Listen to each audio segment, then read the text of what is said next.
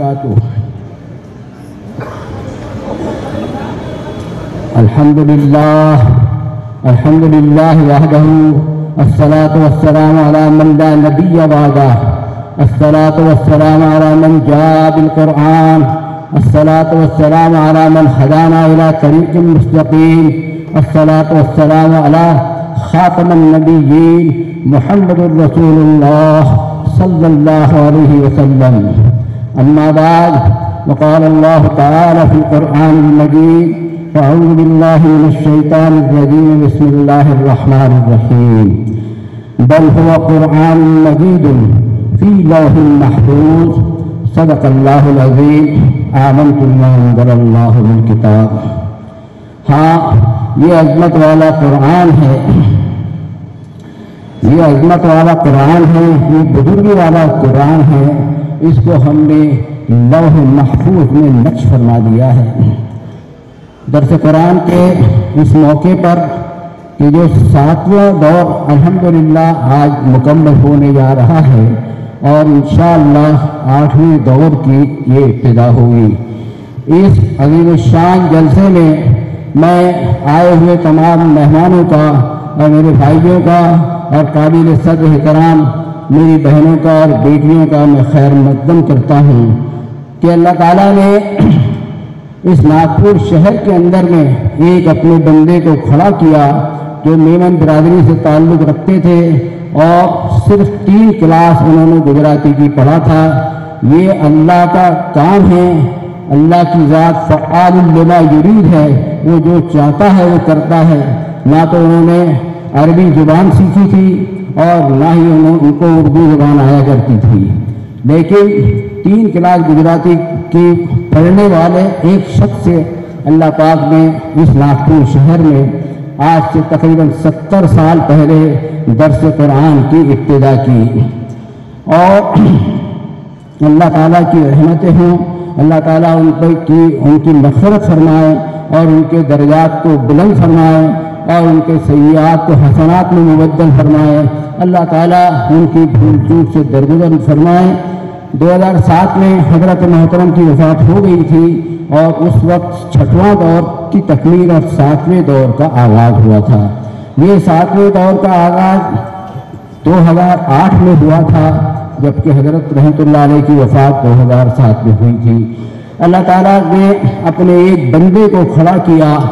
جس کو آپ جانتے ہیں، میرے استاد محترم حضرت مولانا الحاج محمد مصطفیٰ مسعودی صاحب کو، کہ انہوں نے اس کام کو سنبھالا اور پورا دور اللہ تعالیٰ نے تقریباً ان کے ہاتھوں مکمل کرنے کا موقع عنایت فرمایا. سورۃ البروج کی آخر کی 2 آیتیں اللہ تعالیٰ نے اس عاجز بندے کو تلاوت کرنے کی توفیق عطا فرمائی. یہ لوح محفوظ کیا ہے؟ اکثر لوگ ایسے سوال کرتے ہیں کہ قرآن پاک میں کبھی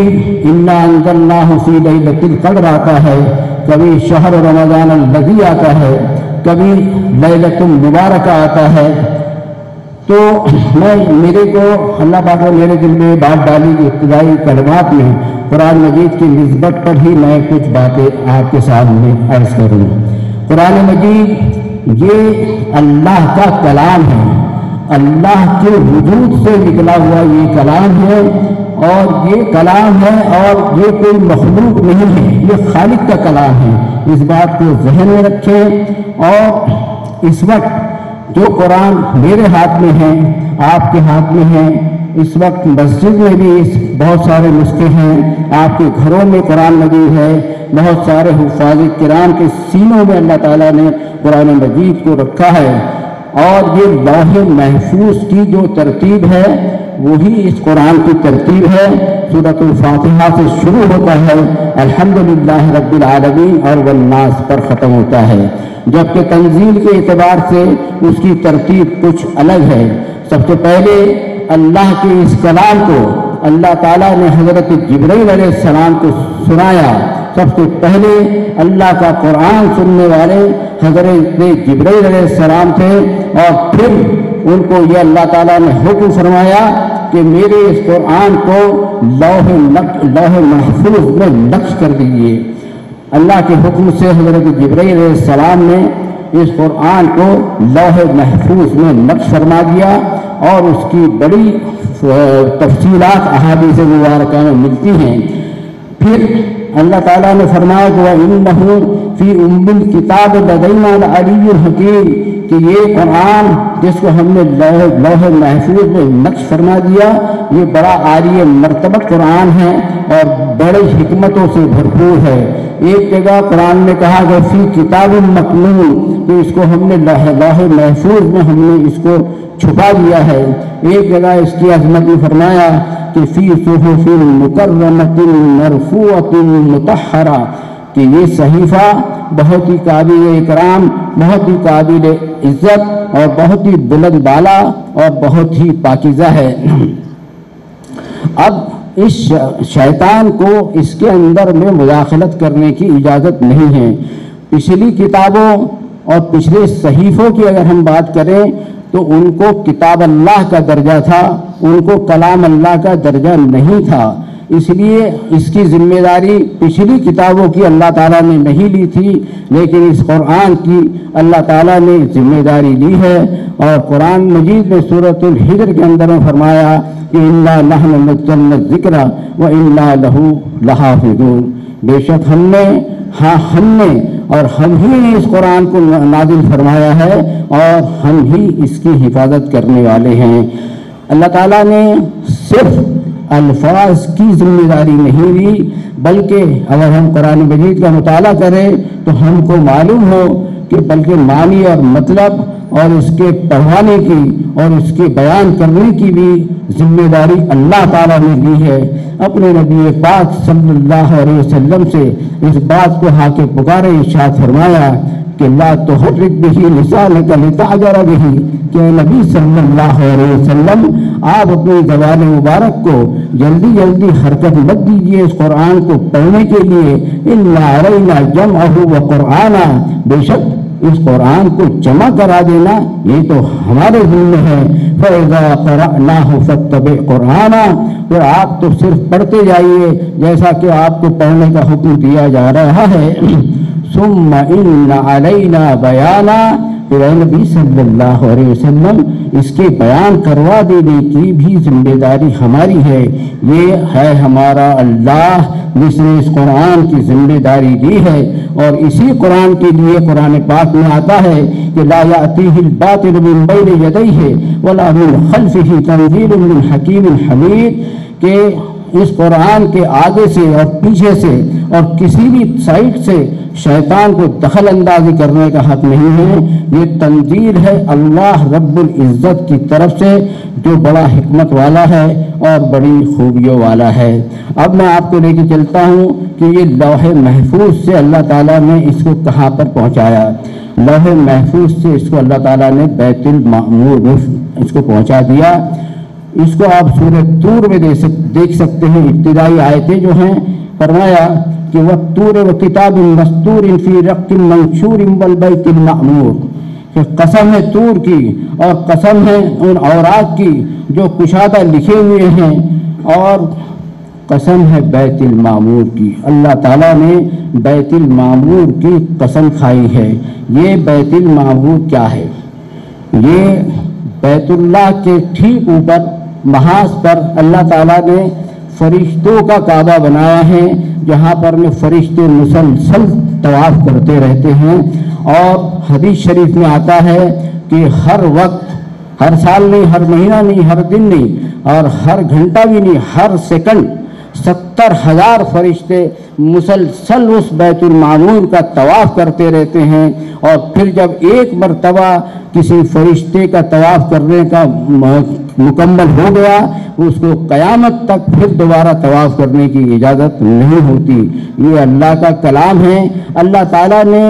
اس بیت المعمور میں اس قرآن کو حفاظت سے رکھوا دیا، جس کا دوسرا نام حدیث شریف میں بیت العزت بھی آتا ہے۔ بیت العزت میں اللہ تعالیٰ نے اس قرآن کو رکھوا دیا، جس کو قرآن نے کہا کہ اِنَّا أَنزَلْنَاهُ فِي لَيْلَةِ الْقَدْرِ، بے شک ہم نے اس قرآن کو لیلۃ القدر میں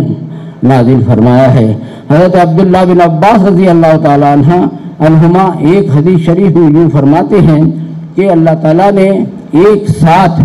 لوح محفوظ سے پورا کا پورا قرآن مجید اللہ تعالیٰ نے بیت المعمور یا بیت العزت میں رکھوا دیا۔ قرآن پاک میں اس کی عظمت کے اعتبار سے انا انزلناہ فی لیلۃ مبارکۃ انا کنا منذرین کہ بے شک ہم نے اس کو ایک بڑی برکت والی رات میں نازل فرمایا تاکہ ہم اس سے انسانیت کو ڈرا دیں۔ اس کے بعد آسمانی دنیا سے موجودہ دنیا کے اندر میں رمضان المبارک میں اس کی ابتدا ہوئی، اور قرآن مجید میں اس کو اس طریقے سے ارشاد فرمایا کہ شہر رمضان الذی انزل فیہ القرآن ھدی للناس وبینات من الہدی والفرقان، کہ رمضان ہی کا وہ مہینہ ہے جس میں اول اس قرآن مجید کو نازل فرمایا گیا ہے، اور اس میں اللہ کے واضح کن ہدایت والے بیانات موجود ہیں، اور یہ اللہ کی فیصلہ کن کسوٹی ہے جو حق و باطل میں فرق کر دیتی ہے۔ مشکات شریف اور ترمذی شریف کی اگر حدیث شریف کو دیکھیں تو آپ صلی اللہ علیہ وسلم یہ بات ارشاد فرما دیتے ہیں کہ جو کوئی قرآن کو چھوڑ کر کسی دوسری کتاب سے ہدایت کی تلاش کرے گا تو اللہ اس کو گمراہ کر دے گا، اور جو کوئی قرآن کو چھوڑ دے گا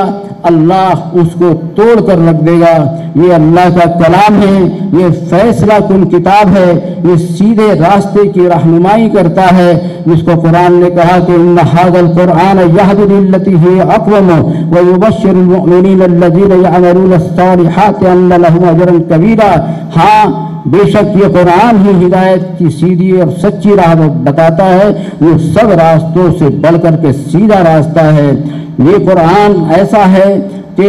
حدیث شریف میں آتا ہے کہ وہ حبل اللہ المتین، یہ اللہ کی مضبوط رسی ہے، اس کا ایک سرا اللہ کے ہاتھ میں ہے اور دوسرا سرا، اے ایمان والو، دوسرا سرا تمہارے ہاتھ میں اللہ پاک نے دیا ہے، اور تمہاری لیے اللہ تعالیٰ نے سورہ زخرف میں یہ بات ارشاد فرمائی اپنے نبی پاک صلی اللہ علیہ وسلم سے کہ فاستمسک بالذی اوحی الیک انک علی صراط مستقیم وانہ لذکر لک ولقومک وسوف تسألون۔ بس تھام لیجئے نبی صلی اللہ علیہ وسلم اس کتاب کو جو آپ کے رب کی طرف سے آپ پر وحی کی گئی کہ بے شک آپ اور آپ ہی سیدھے راستے پر ہیں، اور یہ قرآن تو نصیحت نامہ ہے آپ کے لیے اور آپ کی پوری قوم کے لیے، اور تم سب سے اس کے بارے میں سوال کیا جائے گا۔ کل حشر کے میدان میں یہ اللہ کا آئین ہوگا، اللہ کا دستور ہوگا، اللہ کے رسول صلی اللہ علیہ وسلم ہوں گے، اور ہمارا اس وقت یہ حال ہوا ہے کہ وما قدر اللہ حق قدرہ، کہ ہم نے اللہ کی قدر نہیں جانی جیسا کہ اس کی قدر کیے جانے کا حق تھا۔ میں مقدمانہ درخواست کرتا ہوں کہ جامع مسجد مومن پورہ میں ہر ہفتے اتوار کے دن بعد نماز مغرب پورا سال الحمدللہ درس قرآن ہوتا ہے۔